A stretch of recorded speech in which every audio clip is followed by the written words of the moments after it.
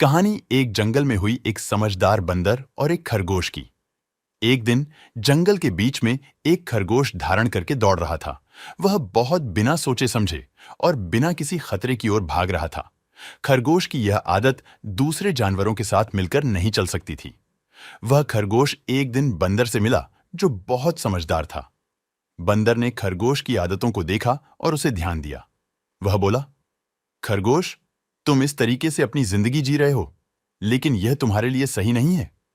खरगोश थोड़ी हैरानी में था, लेकिन वह बंदर की सलाह सुनने को तैयार था। बंदर ने खरगोश को सिखाया कि वह अपने काम को सोच समझकर कर सकता है और दूसरे जानवरों के साथ भी अच्छी तरह से रह सकता है।